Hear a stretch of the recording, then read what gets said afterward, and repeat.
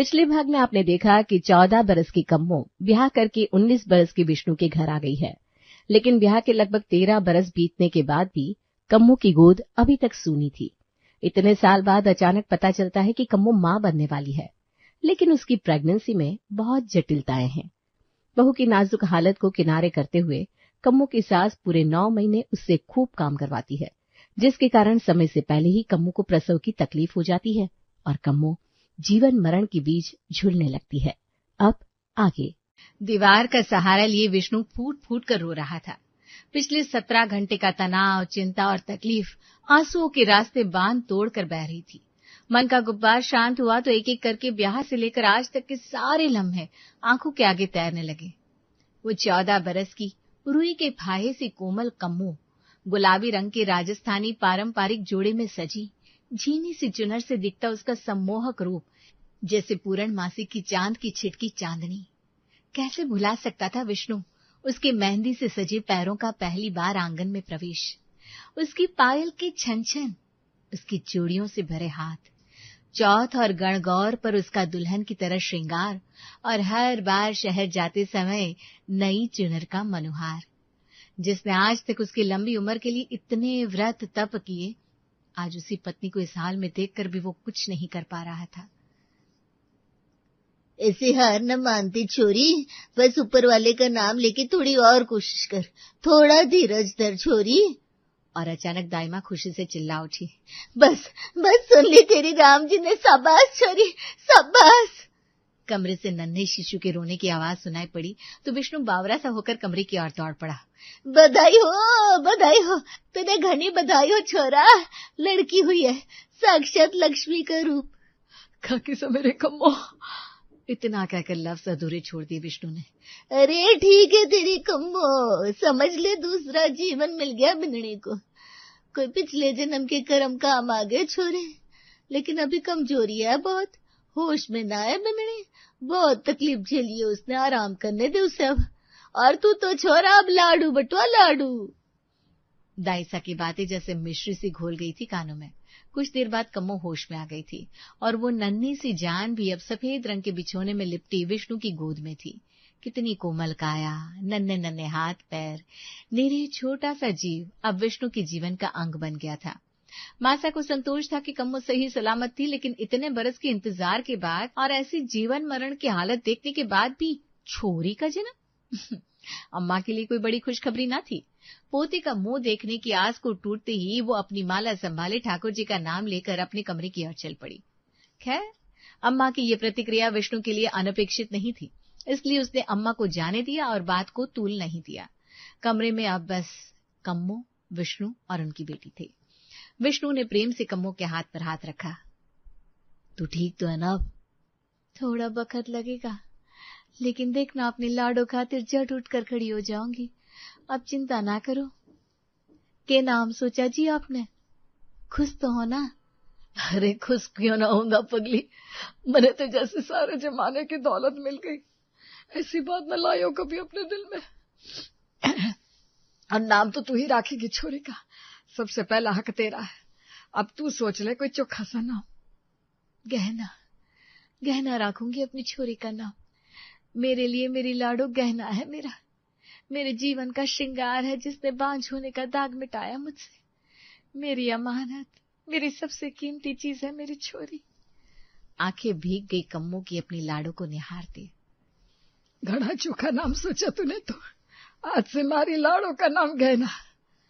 महीना बीतते बीतते कम्मो की हालत में सुधार हो गया था।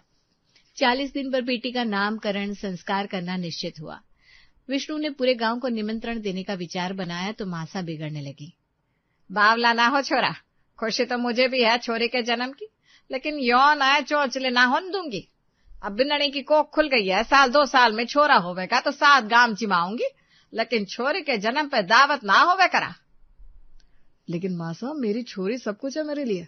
होगी, लेकिन ये उल्टी रीत ना होगी मेरा घर। ज्यादा करे तो इसके माँ के खबर करा दे, आ जावेंगे इसके घर आले, रौनक हो जाएगी, तेरी बिन्नणी भी खुश हो जाएगी। आगे कुछ भी बोलने से कम्मो ने गर्दन हिलाकर मना कर दिया। विष्णु के शब्द गले में घुट कर रह गए।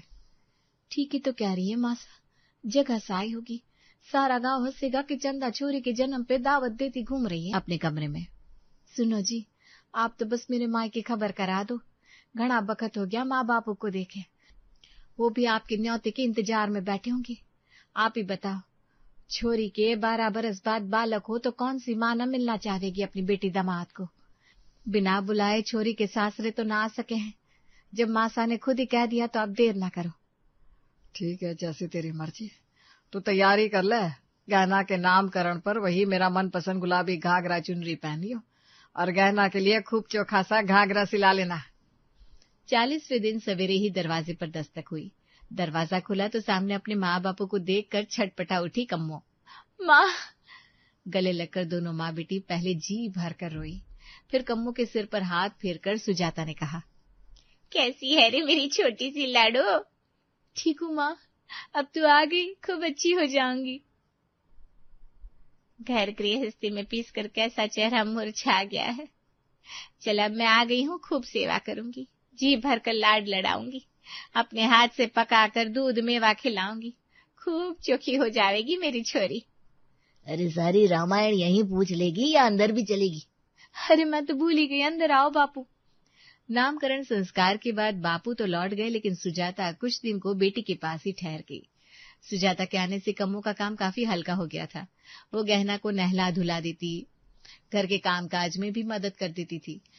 अम्मा भी जब से समधन आई थी, कम्मो के काम में मीन में कम ही निकालती थी। कुल मिलाकर घर में सुख शांति थी। दिन बड़े सुकून से बीत रहे थे। न जाने उस रोज सूरज कौन दिशा से निकला था कि धीरज की माँ मासी साहब बिना किसी संदेश के पधार गई। जब से धीरज और विष्णु की कहा सुनी हुई थी, दोनों बहनों ने एक दूसरे का मुंह ना देखा था। मासा तो पहले ही उसे नशे में हुई कहा सुनी समझकर भुला चुकी थी, लेकिन मासी सा ने उस बात को अपने घर की इज्जत से जोड़ लिया था। अरे मासी साहब, खम्मा गणी। खम्मा गणी, जीजी कहाँ है? अपने कमरे में होंगी। कम्मो की बात सुनकर वो सीधा मासा के कमरे में पहुंच गई। कुछ देर बाद मासा ने कम्मो को आवाज लगाई, बिंदड़ी, चाय पानी लगा दे मासी के लिए, और खाने में कुछ चोखा सा बना लियो। जी मासा, अभी लाऊं हूँ, बन ही रही है चाय। कमरे के अंदर से दोनों बहनों की बात करने की आवाजें कम्मो के साथ साथ सुजाता के कानों में भी पहुंच रही थी। बड़ी बहन होने का खूब फर्ज निभाया तूने दीसा। मेरे छोरे को तेरे विष्णु ने पीटा और आधी रात गए घर से बाहर कर दिया, इस कल की आई बिंदड़ी के लिए। यही मेहमान नवाजी होवे अब इस घर में, या अब विष्णु लुगाई का गुलाम हो गया और तूने बहू की चाकरी कर रखी है जो दो बोल न फूटे तेरे मुंह से। मेरे धीरज की गिरेबान पकड़कर बाहर किया था ना, मैं भी आज हिसाब करने आई हूँ तेरा। मासी आज पूरी तैयारी से आई थी। देख रामरती, तुझे पता है ना उस रात हुआ क्या था। मेरी पूरी बात सुन। मैंने कुछ न सुनना दीसा। तेरी उस कुलक्षणी बहू ने जरूर कोई टोना टोटका कर रखा है जो दोनों माँ बेटा बावले हुए घूम रहे हैं उसके लिए। कहा तो करमजली बांझ के 12 बरस कोख खाली रही, कहा अब छोरी पैदा करके छाती फुलाए घूम रही है। अरे जो सारी दुनिया बोले है मेरे छोरे ने बोल दिया तो क्या पाप कर दिया? मेरी बात लिख कर रख लो, पाप तो यो छोरी गहना है और जने किसका पाप है। सुजाता के कानों में सारी बात पड़ी तो जैसे दिमाग ही सुन्न हो गया एक पल को। छी, इतनी गंदी बात अब और सुनना बर्दाश्त से बाहर हो रहा है। कम्मो की आंखों से तो कितनी देर से आंसू बह रहे थे। मुंह में पल्लू ठूसे वो अपनी सिसकियां थामे बस चुपचाप आंसू बहा रही थी। मेरी छोरी के बारे में ये सब अनाप शराब क्या बक रही हैं आप? और समधन सा आप चुप लगाए सुन रही हैं? जब मेरे सामने मेरी छोरी को खून के आंसू रुला रहे हैं आप लोग। न जाने इतने सालों में के कुछ ना झेला होगा उसने। मेरी गऊ जैसी छोरी कभी चो भी ना करी उसने, कभी ना बताए यहाँ के झेल रही है, के नरक दिखा रहे आप लोग उसने। सुजाता बोलती जा रही थी। माँ चुप हो जा, मना कोई तकलीफ ना है इस घर में, भूल जा सब। माँ की आवाज सुन कम्मो पल्लू संभाले दौड़ती आई और माँ को वहां से ले जाने की कोशिश करने लगी। माफ कर दे लाडो, कभी तेरी खोज खबर ना ली, कभी न पूछा कैसी है, हिम्मत ही ना हुई कभी। हमेशा यही लगता रहा बड़े घर में ब्याह हुआ है, राज कर रही होगी मेरी छोरी। बस कर माँ, ठीक हूँ मैं, कोई कमी ना है, मुझे भूल जा सब। देखो तो माँ बेटी की नौटंकी, सारे लक्षण मायके से सीख कर आई है। इस बार मासी ने कहा तो अम्मा चीख पड़ी। बस बहुत हो गया तमाशा। अब अगर एक भी अक्षर तूने बोला तो मैं भूल जाऊंगी तू बहन है मेरी, और अभी मेहमान बनकर मेरे घर में बैठी है। अरे जा जा, मैं थूकने आई हूँ तेरे रिश्ते पर, और देखना सारी दुनिया थूकेगी तुम्हारे घर पर। ये त्रिया चरित्र है ना तुम्हारी इज्जत उतारने को, तू कभी खुश ना रहेगी दीसा। 2 बार अपमान हुआ है मेरा इस दहलीज पर, मेरी हाय लगेगी तुम्हें। मासी सा तो चली गई, लेकिन अपने पीछे न जाने क्या मनहूसियत छोड़ गई थी कि कितने ही दिन मासा अपने कमरे से बाहर ही नहीं निकली। यूं तो सुजाता ने कोई गलत बात ना कही थी, आखिर अपने सामने अपनी बेटी का ऐसा अपमान कैसे बर्दाश्त करती वो। किंतु फिर भी जानती थी कि दोष कम्मो और सुजाता पर ही मढ़ा जाएगा। बेटी वाले तो जीवन भर पगड़ी उतार कर ही चलते हैं ना छोरे वालों के सामने, मानो कोई अपराध किया हो बेटी पैदा करके। कम्मो को फिलहाल मासा का ये व्यवहार खटक रहा था। घर की सुख शांति के लिए उसने अपनी माँ को यहाँ से भेजना ही उचित समझा। दूसरी ओर विष्णु पिछले 1 हफ्ते से शहर से लौट आना था। घर में कम्मो और मासा बचे थे। मासा तो जैसे होकर भी ना थी। पूरे दिन बिननी बिननी करके उसे नाच नचाने वाली मासा के मुंह से बोल सुनने को कम्मो बेचैन हुई जा रही थी। खाना चाय सब समय समय पर कम्मो मासा के कमरे में पहुंचा रही थी। कुछ और चाहिए मासा? अम्मा ने हर बार की तरह बिना बोले हाथ हिलाकर मना कर दिया और फिर अपनी माला लेकर बैठ गई। 8 दिन बाद जब विष्णु लौटा तो अपने बेटे को देख मासा के मुंह से 2 बोल फूटे। आ गया छोरा, घने दिन लगा दिए इस बार। हाँ मासा, काम था तो रुकना पड़ा। तो ठीक तो है? ठीक हूँ छोरा, मने क्या होवेगा। कम्मो को थोड़ा सुकून मिला था कि मासा ने कम से कम मौन व्रत तो तोड़ा। मासा का व्यवहार पहले से कुछ बदला बदला सा रहने लगा था। विष्णु को शहर से लौटे कई दिन बीत गए थे। अब मासा की चुप्पी विष्णु को भी महसूस होने लगी थी। कम्मो क्या बात है, मासा आजकल बड़ी चुप लगाए रहती है, न गहना पर उनका ध्यान है न घर पर। कोई बात हुई है क्या? और तेरी माँ भी ऐसे अचानक लौट गई, मुझसे कुछ बात छुपा रहा है क्या? कम्मो को चुप देखकर विष्णु ने जोर डालकर कहा। अरे कुछ बोलेगी, बात क्या है, क्या बात छुपा रही है? क्या बोलती वो तो उस दिन भी ना बोल पाई थी जब धीरज ने उस पर दाग लगाने की पटकथा लिखी थी। बात बस उतनी सी न थी जितनी मासा और विष्णु को नजर आ रही थी। धीरज के कम्मो के घर आने वाले दिन। विष्णु के शहर जाने के बाद जब बहन का बेटा धीरज घर आया तो मासा लाड लड़ाते न थक रही थी उस पर। जैसे मेरा विष्णु वैसा ही धीरज, ध्यान रखियो बिन्ननी, इसका कोई शिकायत ना चाहिए। मासा इतनी निश्चिंत थी कि एक पल को ना सोचा घर में जवान बिन्ननी है, पराया मर्द यूं अधिकार से इतने दिन तक घर में रह रहा है। कोई ऊंच नीच अच्छा बुरा न सोचा था मासा ने, और उसी अधिकार का एक दिन गलत फायदा उठाया धीरज ने। जिस दिन विष्णु और धीरज का झगड़ा हुआ उसी दोपहर धीरज ने कम्मो का हाथ पकड़ने की कोशिश की थी। उससे दुस्साहस से थर्रा उठी थी कम्मो। अपना मर्द घर में ना हो तो सड़क चलते की हिम्मत बढ़ जाती है। अकेली औरत तो वैसे भी आदमी के लिए एक अवसर होती है। कम्मो ने जब उसे दूर धकेल दिया तो वो तिल मिलाकर वहां से निकल गया। मासा से कुछ कहती तो पूरी संभावना थी कि उसी पर दोषारोपण कर दिया जाता। इसीलिए कम्मो चाहती थी कि जब विष्णु शहर से आए तो उसे अपने मन की बात बताए। संयोग से उसी दिन विष्णु शहर से लौटा। कम्मो उस रात अपने कमरे में विष्णु का इंतजार कर रही थी, लेकिन विष्णु छत पर जाकर धीरज के साथ पीने बैठ गया था। इससे पहले कि कम्मो अपनी आप बीती विष्णु को बताती, धीरज ने उस पर ही लांछन लगाकर कम्मो को गलत ठहरा दिया। विष्णु को यूं आग बबूला देख कम्मो बहुत सहम गई थी। जब विष्णु उसके चरित्र पर की गई एक टिप्पणी ना बर्दाश्त कर सका, कैसे बर्दाश्त कर पाएगा वो अपनी बिन्ननी के साथ हुई ये बदनीयती? कैसे सुन पाएगा उसके अपने भाई ने उसकी बीवी पर हाथ डाला? कहीं कोई अनहोनी ना हो जाए विष्णु के हाथ। वो तो बिन्ननी है ना, घर के रिश्तों को जोड़कर रखना उसका धर्म है। कैसे बिगड़ने देती वो मासा और उनकी बहन के बीच के रिश्ते को? शायद दोनों भाइयों के बीच जो हुआ उसे मासा नशे में हुई भूल समझकर माफ कर भी दे, किंतु यदि धीरज की करनी खुलकर सामने आ जाती तो रिश्तों की डोर का टूटना तय था। कितने ही दिन और महीने कम्मो ने यूं ही घूट घूट कर रातों को करवटें बदलते बिताए, लेकिन अपने मुंह से चूं तक नहीं की। जिस रिश्तों को बचाने के लिए उसने इतना बड़ा अपमान बर्दाश्त कर लिया, आज कैसे कहे अपने ही मुंह से कि मासा और मासीसा का रिश्ता टूट गया है और कारण वो अभागन खुद है। काफी देर से चुप बैठी शून्य की ओर ताकती कम्मो को झिंझोड़ कर जब विष्णु ने फिर से सवाल किया तो कम्मो ने रुआं से स्वर में मासा और मासीसा के बीच हुई बातचीत और उसकी मां सुजाता के हस्तक्षेप की पूरी कहानी सुना दी। पूरी बात सुनने के बाद विष्णु ने एक ठंडी सी सांस छोड़ते हुए कहा, मासी से ऐसी उम्मीद न थी मन में। मासा और मासी का ब्याह अगल बगल के गांव में हुआ था। शुरू से ही दोनों बहनों में प्रेम लगाव रहा। सबसे नजदीक होने के कारण दोनों बहनें सदा सुख दुख में एक दूसरे के साथ खड़ी रही। आज बेटे के प्रेम की पट्टी आंखों पर बांध मासी सब कुछ भूल गई, यहां तक कि मासा से बात करने का लिहाज भी। मासा को संभलने में वक्त लगेगा कम्मो, उनके मन को गहरी ठेस पहुंची है। तू जी छोटा मत कर, मेरा भी कुछ बोलना सही ना होगा, इसलिए इस बात को यहीं दबा देने में ही सबकी भलाई है। कम्मो ने भी विष्णु की हाँ में हाँ मिलाई और उसके कंधे पर सर रखकर अपने सीने पर रखे बोझ को हल्का करने की कोशिश करने लगी। गहना अपने नाम की तरह ही रूपवान थी। उसके गोल मटोल से चेहरे पर बड़ी बड़ी सुंदर आंखें किसी को भी मोह लेती।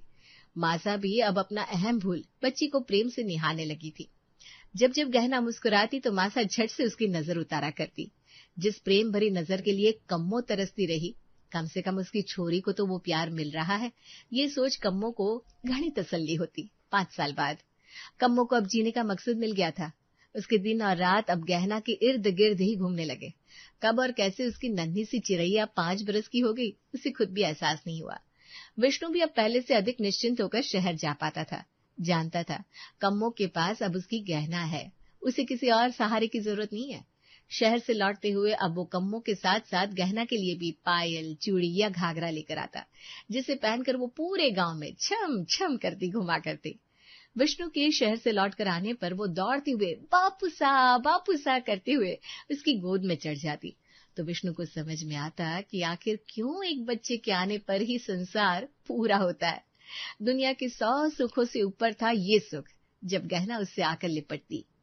बापूसा, मेरा तोहफा। छोरी, जरा सांस तो ले लेने दे अपने बापू को, पता ना कितना सिर चढ़ा रखा है छोरी ने। कम्मा, रे बिंदनी कहाँ है? मासा, आपने बुलाया? कितने बरस की हो गई तेरी गहना? 6 बरस की हो जाएगी अगले महीने। और तेरे ब्याह को कितने बरस हुए? जी मासा, वो 18 बरस। तेरे साथ ब्याही बिंदनिया सास बन गई, अब और कितना इंतजार करावेगी मन्ने? अरे मैं बोलूं इस जन्म में पोते का मुंह देखने को मिलेगा कि ना? 12 बरस में जाके तो तेरी कोख हरी हुई, उस पर भी छोरी जन दी। मेरी छोरी ने ना तासो मासा, जो मेरे नसीब में था मिल गया, और मेरा जोर तो था ना कि छोरा जन देती। पहली बार मासा को पलट कर जवाब दिया कम्मो ने। तेरे बस में तो कुछ ना है, और अब मेरे भी बस में कहा है। अपने छोरे को दूसरी बिंदनी तो ले आती जो उस दिन तो। अम्मा ने जानबूझ के शब्द अधूरे छोड़ दिए थे, लेकिन जो तीर चलाया था वो अपनी जगह जा चुका था। कम्मो का दिल छलनी हो गया मासा की बात सुनकर, आंखों से टप टप आंसू गिरने लगे। मासा एक बार और दहाड़ी। तेरे जीते जी दूजा ब्याह भी ना करेगा मेरा विष्णु। मैं क्या जानू ना हूं अपने छोरे ने, किसी और को क्या दोष दूं? किस्मत तो मेरी ही काली है। जो मन ने ही एक और छोरा दिया होता तो क्यों मैं तुझसे इतनी आस लगाती? पहले तो मेरी 2 छोरी पैदा होते ही स्वर्ग सिधार गई। जो तीजे बखत छोरा दिया अभी तुम्हारा सुहाग छीन लिया राम जी ने। एक ही औलाद में संतोष करना पड़ा। सारा जीवन इंतजार किया कि विष्णु का ब्याह हो तो मैं भी छोरा होने पर ढोलक बजवाऊं अपने आंगन में, थाली पीटू, लेकिन अब तो लागे है कि ये अरमान मेरे साथ ही दफन हो जाएगा। माँ ने पल्लू से अपनी आंखों की नमी छिपाते हुए कहा, मासा जो मेरे हाथ में हो तो मैं कल ही आपकी गोद में लाकर डाल दूं, कि मेरा जी न करे कि मैं भी कुनबे भर में सर उठाकर चालूं। मेरे घर भी आवे बिंदनी, लेकिन जो ना हो रहा तो क्या करूं, आप ही बताओ। आपका दुख सुख समझू मासा, माफ कर दो मन्ने। विष्णु न जाने कब से आंगन में खड़ा दोनों की बातें सुन रहा था। जानता था मासा का कम्मो को दोष देना गलत है, फिर भी अम्मा के आंसू देख वो भी विचलित हो गया था। जाकर मासा के पैरों में बैठ गया। ये बात है मासा, आज ऐसी क्या बात हो गई कि आपकी आंखें भर आई? छोरा अब और इंतजार ना होगा मेरे से। मासा कम्मो की कोई गलती ना है। गहना के जन्म के समय क्या हालत हुई कम्मो की आप जानती हो ना। अब मैं खुद ही ना चाहता कि कम्मो को फिर से मौत के मुंह में धकेलूं। अगर इससे कुछ हो गया तो मेरी गहना का क्या होगा? ना, मैं इतना स्वार्थी ना बन सकूं। हर दिन एक बराबर ना हो वह जरूरी तो ना है कि दूसरी बार भी इसे कोई दिक्कत हो। अरे अच्छा से अच्छा खिला पिला देंगे, इससे खूब ताकत आ जाएगी। तू बस मेरी इच्छा पूरी कर दे। माँ की बात सुनकर अब विष्णु के पास कहने को कुछ नहीं था और उसने भी एक प्रयास और करने का मन बना लिया था।